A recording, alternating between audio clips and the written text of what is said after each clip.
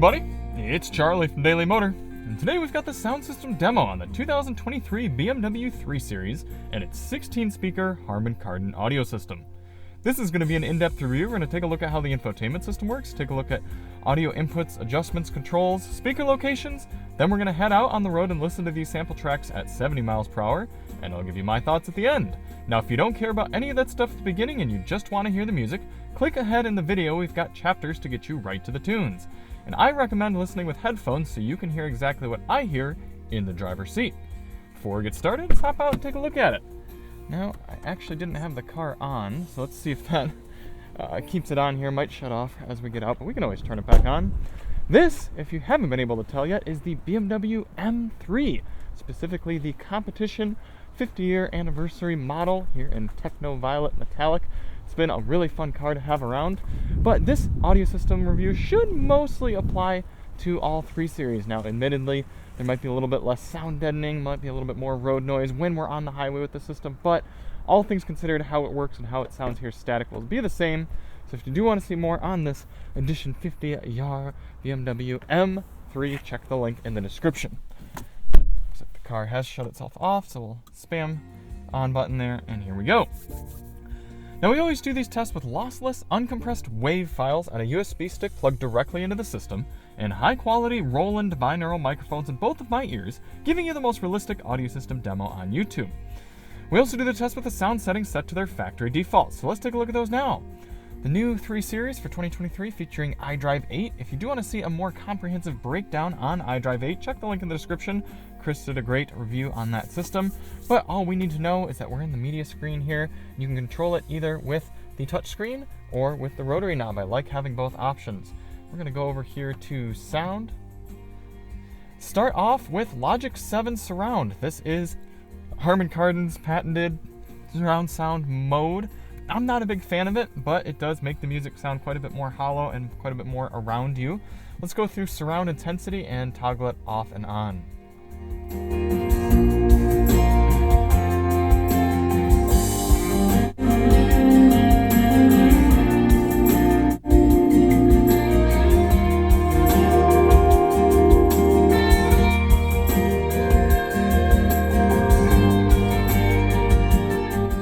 Now, the main reason I have it on at all is because you can actually go right down here to reset settings near the bottom and hit that, and it toggles Logic 7 Surround on. So it's clear that the audio engineers, or at least BMW, wants you to experience the sound system with that on. Now, might we do some listening with it off? Yes, but I'm gonna at least leave it on for now because that's how they intend the sound system to sound like.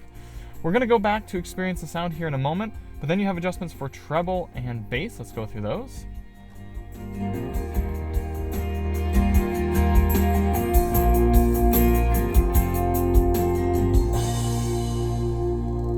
The song's coming to an end, so I'm gonna back it up here real quick.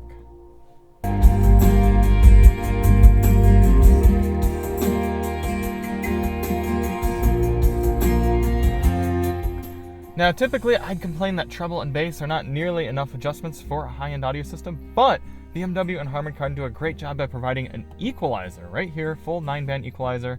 You can really tweak your audio to your settings, and we'll talk about that more as we get going and as we review the system more, but all the way from this high-end treble, 10 kilohertz down to 100 kilohertz, and then, or rather 100 hertz, and then bass down there. So I really like being able to screw up the audio exactly how you like.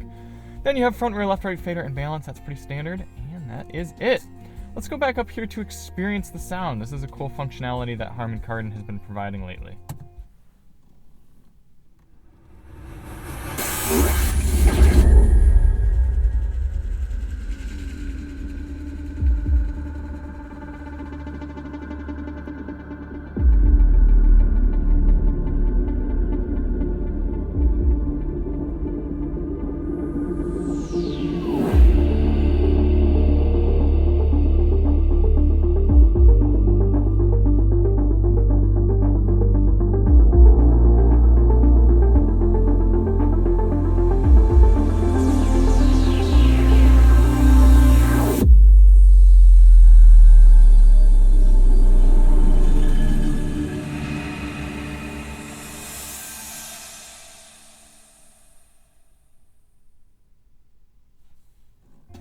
I think it's, oh hush. I think it's smart for BMW and Harman Kardon to provide that little demo track because most people don't have 5.1 audio that they listen to, so they're not going to experience the cool surround effects that this car is capable of, and it just provides a perfectly tuned flex, if you will, to show off your sound system. So I think that's pretty neat. Alright, for audio controls in the M3, you still have a volume knob, thank goodness. Even with the more touchscreen intensive iDrive 8, they've kept a volume knob. It's got decent clicks, very similar to previous generation volume knobs. You also have volume selection clicker buttons on the right side of the wheel. For track selection, you've got track selection buttons right next to the volume knob. I appreciate that. And then you've got back and forth on the right side of the wheel. You can also use the scroller knob to go through playlists, and you could use the rotary knob or the touchscreen depending on what menu you're in. Audio inputs in the new M3. You've got your standard AM, FM, Sirius XM satellite radio, Bluetooth, wireless Apple CarPlay and Android Auto, and a USB-A port right there. Do we have any streaming services built in? Doesn't seem that way. Let's go home real quick, over to apps. Infotainment apps. Alright, so I don't see any sort of streaming services built in. It's definitely possible they can add them with iDrive 8. But what does that mean you're missing? Well, there's no wired Apple CarPlay or Android Auto, so that could be something for people if you prefer to go that way and get some juice in your phone. There's also no USB Type-C data port. This is just Type-C for power right there. And no 3.5mm input jack. Not the end of the world on that one. Speaker locations. As I said, this is a 16-speaker system. Starting in the door here, we've got a mid-ranger 1, tweeter 2, mid-range and tweeter up front in the center, 3, 4, 5, 6 doors on the other side. Subwoofer below each seat, 7 and 8. And back into the back seats. Tweeter 9, mid-range 10, 11, 12 on the other side, and then 13, 14, 15, 16 tweeter mid-range combos there. So a lot of those tweeter mid-range combos, not a whole lot of woofers in this car. Alright, I'm going to get this stuff put away, and we're going to head out on the road.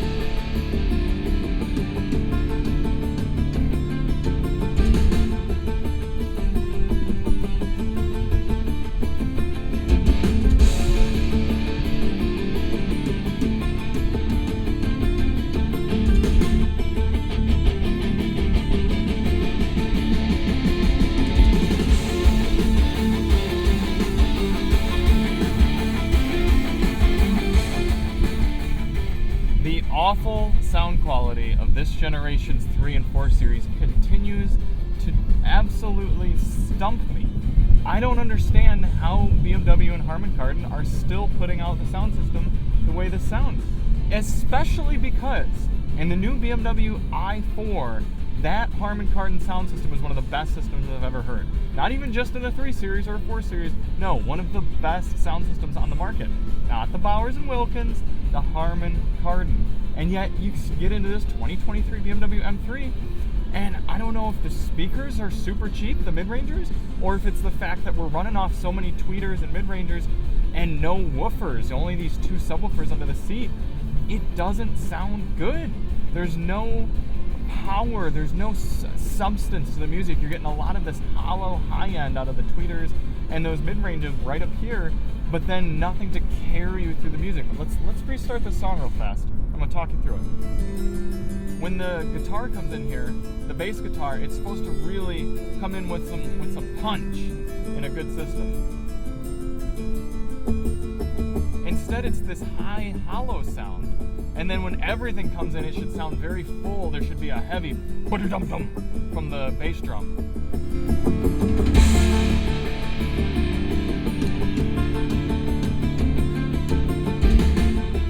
You get a little bit, maybe somebody's home down below you with that subwoofer, but it's so poorly mixed that it's really inexcusable. For this next song, we'll turn the bass all the way up and see what we do get out of those underfloor subwoofers.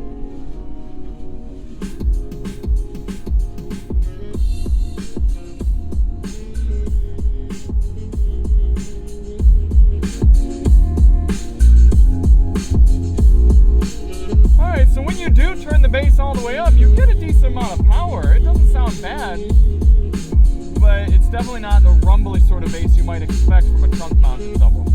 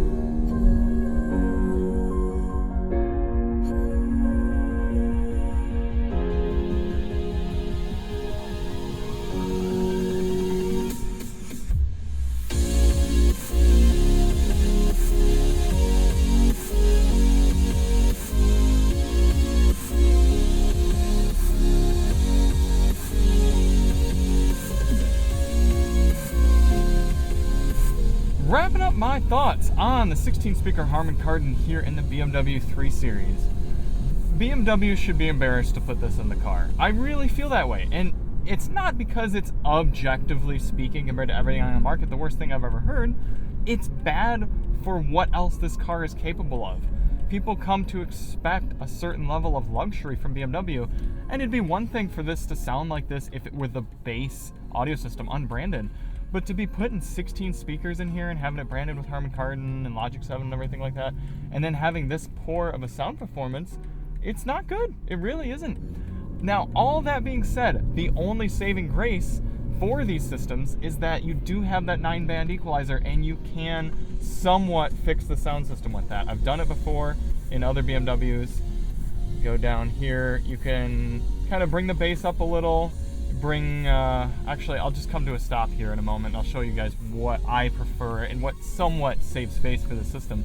But all in, it's getting a B-, a very, very weak B. I'd be tempted to even give this a C, just for how poor it sounds, and the fact that BMW did a bunch with the iDrive 8 and didn't fix the sound system. I know they're capable of it from the i4. I know Harman Kardon's capable of it from the i4. So you really ought to need to be doing it to this system. But anyway, let's pull over here. I'll show you what my sound setting preferences are. Maybe back up the song so you can hear it a little bit.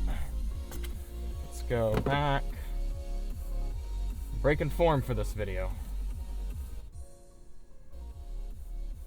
Also, it'd be nice if there were a way to just kind of manually drag. There we go. All right, let's go to sound, EQ, up a little bit with the bass, up a little bit with the 100 hertz bass, and then let's see.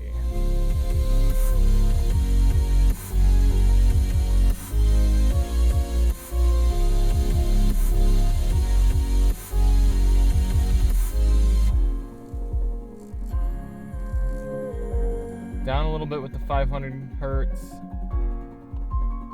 Actually, leave the 1 kilohertz where it's at, I would say.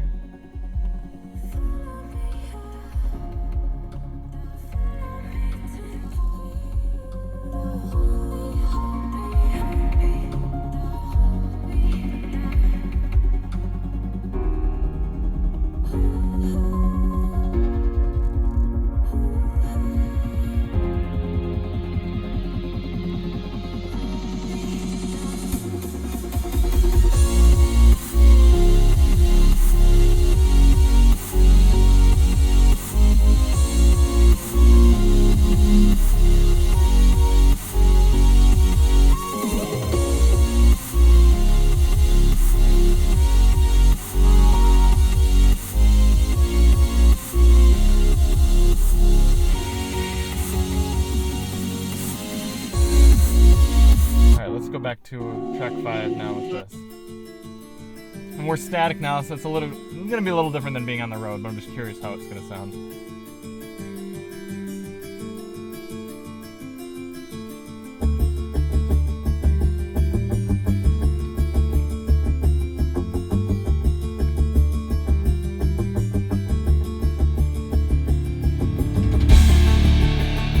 At least these sound settings make the music feel a little bit more alive. There's more of a full sound to it, but still not fantastic. So thanks for watching, everyone, and we will see you on the next one. I'm Charlie from Daily Motor, and as always, drive on.